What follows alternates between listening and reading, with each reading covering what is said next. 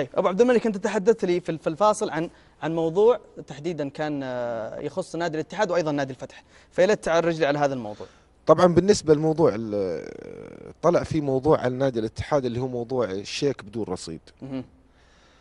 أولا من يقول أن الشيك بدون رصيد هذا الشخص لا يفقه، مهم. لأنه في شيك تقدم وأنا مستعد أنه تجيبه حتى الأستاذ خالد السعود مسؤول الاحتراف في نادي الفتح. أنا تواصلت معه وأكد لي أنه الرصيد لم يكن يغطي. الاتحاد سلم الشيكات طبعا يوم الأحد، واستلمت إدارات بعض الفرق شيكات مصدقة وفي شيكات ما هي مصدقة لضيق الوقت. جميل.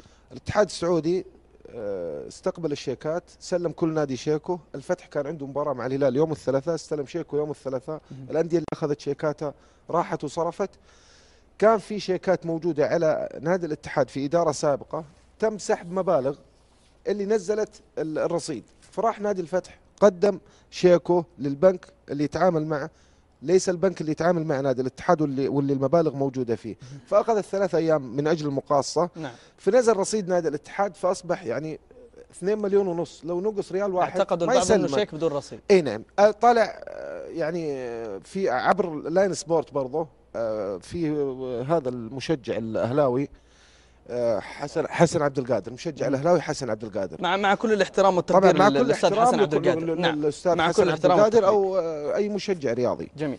طبعا طلع وتكلم بالامس وقال انه نادي الاتحاد لازم يصدر في حقه عقوبه ولازم. طبعا يوهم المجتمع انه الاتحاد يقدم له تسهيلات.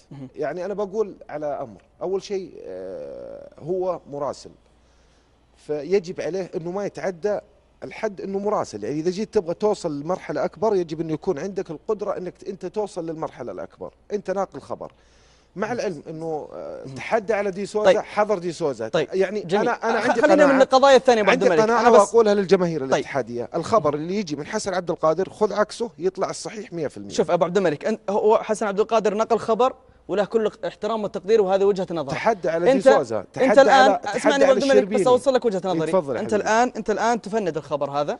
نعم. اللي ذكره الاستاذ حسن عبد القادر، وانت الان وضحت وجهه نظرك، صح ولا لا؟ صحيح. خلاص، اذا على الجمهور هو من يحكم على ذلك، اما مع حسن عبد القادر او معك. طيب. انت وضحت الامر الان والحكم يبقى للجمهور. انا بقول لك على شيء. طيب على السريع بس عشان الوقت. طيب ابشر، ولا ابغى اشارك في الحلقه اللي لا ان شاء الله بتشارك عشان ناخذ وقت اكثر ان شاء الله. حسن عبد القادر قال اتحدى ان يحضر دي سوزا للاتحاد. سؤال لك انت استاذ احمد هتان، حضر دي سوزا او لا؟ حضر. طيب معليش، قال انه اللاعب الشربيني انه كرواتي وبيسجل كرواتي. لعب اسيوي ولا ما لعب؟ لعب. طيب حلو. ابو عبد الملك بعد قال انه ما راح يتسجلوا وما راح يلعبوا. لعبوا ولا ما لعبوا؟ انا اقول للجماهير الاتحاديه خذ الخبر العكس من حسن عبد القادر.